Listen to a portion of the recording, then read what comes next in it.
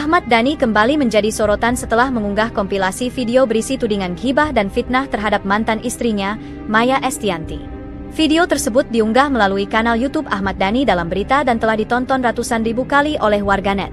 Namun alih-alih mendapat simpati, unggahan tersebut justru membuat Ahmad Dhani diserbu kritik pedas dari netizen. Kolom komentar di akun Instagramnya dipenuhi cibiran publik yang kecewa dengan sikap pentolan Dewa 19 tersebut. "Pak D, sudahlah, gak usah memperkeruh suasana," tulis salah satu akun. "Aura NPD-nya kuat banget," sahut netizen lain, merujuk pada istilah Narcissistic Personality Disorder NPD atau gangguan kepribadian. Nah, itu dia NPD, kita bahas. Halo guys, selamat pagi. Ini lagi ada kucing di atas. Gue sedikit mau cerita nih. Kalian udah pada pernah ketemu belum karakter NPD? Orang yang gak mau kalah, orang yang merasa dirinya paling benar, orang yang paling ngerti dirinya tuh bisa manipulasi orang. Gue sedang mempelajari karakter ini udah hampir setahun. Gue coba pengen tahu sih ini NPD ini karena unik. Kalau gue bilang NPD ini lebih ke orang yang merasa tuh pengen menang terus, pengen gue nggak mau kalah, gue lebih dari lu. Sebenarnya gue jelasin dikit. NPD itu adalah singkatan dari Narcissistic Personality Disorder atau gangguan kepribadian narsis. Nah, ini adalah kondisi mental di mana orang mempunyai pola pikir, perilaku yang berpusat pada dirinya sendiri, guys. Dia cuma mikirin dirinya sendiri, nggak pernah mau mikirin orang lain, nggak pernah mau mikirin sekitar orang kayak gimana. Dia cuma ngambil keuntungan dari orang lain, memanfaatkan orang lain. Nah, ini yang berbahaya, guys. Dan dia ngerasa dirinya tuh, wah, gue bisa apapun bisa gue lakuin. Tapi sebenarnya enggak sama sekali. Kalau gue pelajarin ya, dia tetap memanfaatin orang, entah itu dari segi ekonomi, dari segi kebutuhannya dia. Misalkan dia lagi butuh apa, dia memanfaatkan orang. Gue jujur, gue pernah deket sama orang NPD kayak gini. Ini gila sih. Gue ngerasa gue punya hubungan ini mau berjalan 2 tahun, dan gue ngerasa gue yang merasa ditekan terus, padahal gue yang melakukan terbaik untuk dia. Nah, itu salahnya gue. Seru nih.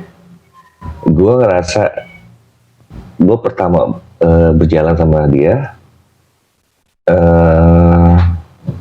kita sih oke-oke aja, nggak ada masalah, nggak ada apa. Gue sebenarnya ya udah kita jalan aja dulu. Itu berjalan mau setahun. Itu kondisi gue masih kerja di sesuatu tempat lah, dan gue deket sama dia. Gimana ya? Setelah gue resign dari kerjaan gue yang dulu, gue cabut. Nah, itu dari situ sebenarnya sih pas gue masih kerja kita hidup bareng-bareng aja.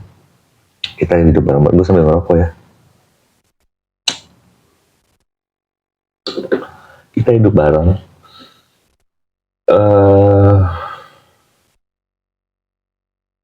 Apa misalkan gue lagi pegang uang, apa dia mau, apa misalkan mau jalan, mungkin gue nggak belikan dia sesuatu apa gimana, tapi gue tetap memberikan kebutuhan dia. Dia mau kesini, mau ini, mau makan ini, segala macam juga ada. Nah,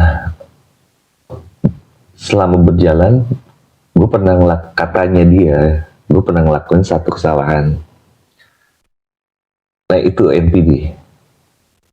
Dia nggak ngeliat perjuangan gue satu mana, cuma gara-gara satu kesalahan, wah, Sampai sekarang pun masih dibilang udah enggak ini. Itu NPD. Dia ngerasa paling ini, dia bisa ngebalas orang.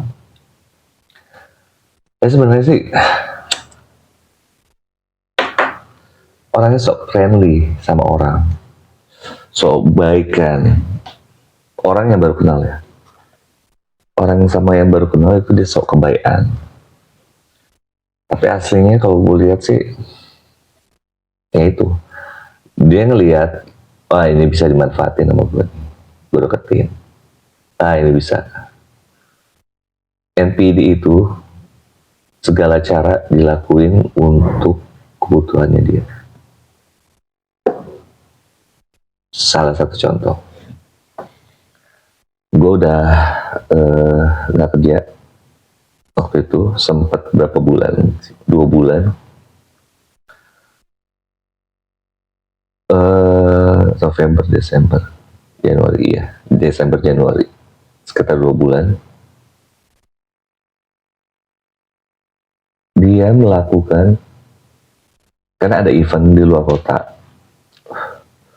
gue dikenalin lah sama temennya, dibilang temennya. Emang awal gue lihat emang kayaknya biasa aja, temenan.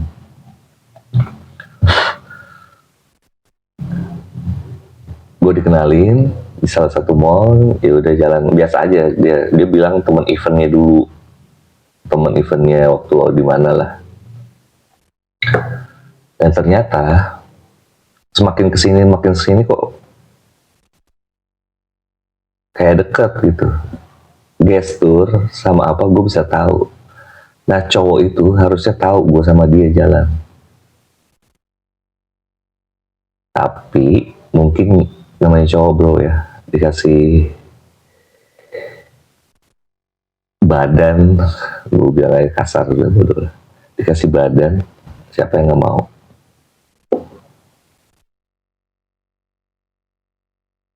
Dari situ deket-deket gue udah bisa ngeliat gesturnya dia kayak gimana, beda. Gue bilang, gue sampai nanya, lu ada apaan sama ini orang? Gak ada. Cowok tuh main logika. Pokoknya gesturnya udah mulai aneh. Gue tahu. Dia bilang, gue mau ikut deh event di salah satu kota tersebut di Batam, bukan tinggal di Tangerang, Jakarta. Dari situ begonya gue tetap percaya sama dia. Gue sampai jual motor buat modalnya dia. Bukan buat modal, atau lah buat apa, bayar, pinjam duit. Gue sampai jual motor. Kebesokannya itu di Januari dia mau berangkat sama ini orang, mau nolongin katanya. Dan begonya gue, kenapa bukan gue yang berangkat? Kan gue cowoknya dia. Nah dari situ,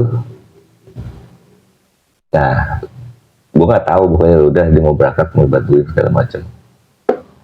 Karena kondisi gue lagi emang gak ada duit. Dia ya itu memanfaatkan orang,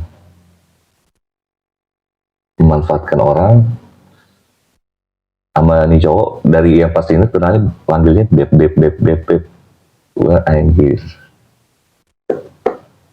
tuh salah satu orang NPD memanfaatkan orang. Gue pelajarin dia berangkat ke salah satu kota itu yang di Batam, ikut di sana. Gue udah mulai curiga, ini ada something. Gue udah bilang, itu dia sewa satu kamar untuk 4 orang, saudaranya, pegawainya satu, dia sama ini cowok. Gue pikir ada adiknya dong, ada saudaranya, nggak mungkin lah. Gue tapi feeling nggak bisa dibohongin. Kalau benar orang tulus itu nggak bisa ini ya, nanti dikasih tahu aja. Gue udah bilang, lo tidur kan ada dua tempat tidur gede sama yang kecil. Itu panjang sih anjing, gue bikin part 2.